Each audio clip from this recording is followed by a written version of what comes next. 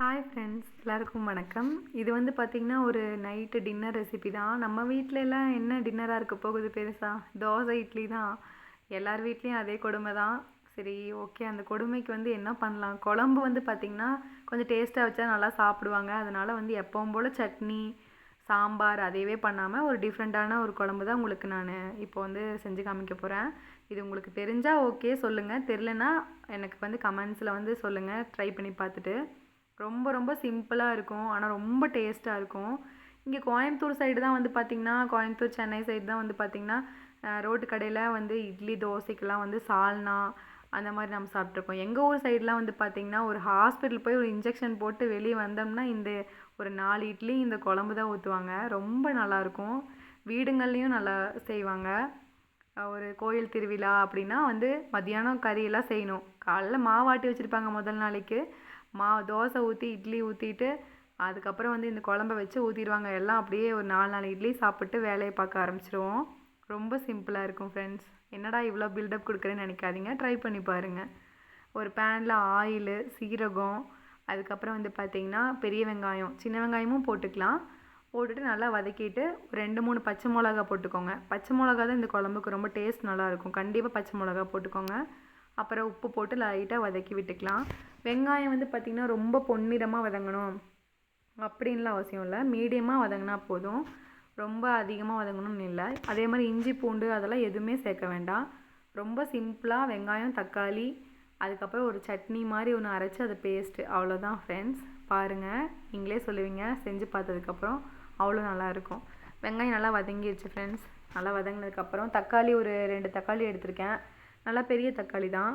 நல்லா பெருசாக கட் பண்ணிக்கோங்க. ரொம்ப குட்டி குட்டியாக கட் பண்ணி போடணுன்னு இல்லை. 2 தக்காளி நல்லா பெருசாக கட் பண்ணி போட்டு நல்லா தாளித்து விட்டுடலாம். இந்த குழம்பு வந்து பார்த்திங்கன்னா எங்கள் வீட்டில் எங்கள் அம்மா அடிக்கடி செய்வாங்க. எனக்கு ரொம்ப பிடிக்கும்.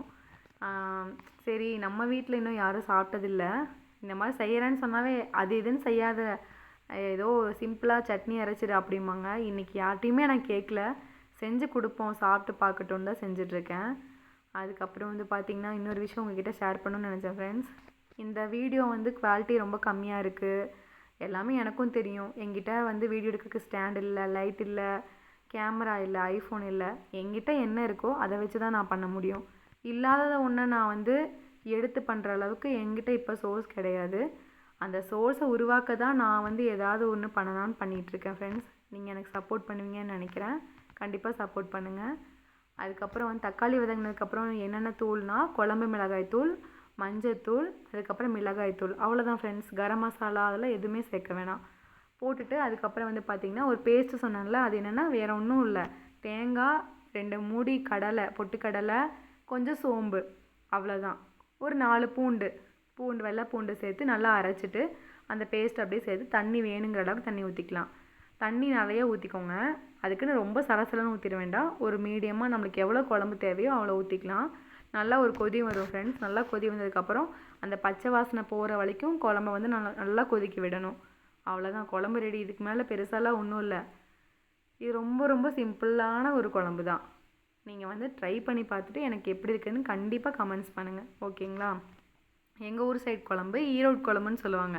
இது ஒரு ஷோவில் கூட சொல்லியிருப்பாங்க. பாக்யராஜ் சாரோட ஒய்ஃப் வந்து இது செஞ்சுருப்பாங்க. எனக்கு அதை பார்த்ததுக்கப்புறம் தான் ஆமாம் நம்ம மறந்தே போயிட்டோமே அப்படின்னு சொல்லிட்டு நான் சமைக்க ஆரம்பித்தேன். மேலே வந்து கொத்தமல்லி தழை நல்லா தூவி விட்டுட்டு அவ்வளோதான், குழம்பு வந்து ரெடி ஆயிடுச்சு. இடையில வந்து என் ஹஸ்பண்ட் வந்துட்டாங்க, வேலை முடிஞ்சு வந்துட்டாங்க. பாப்பா நல்லா தூங்கிட்டா.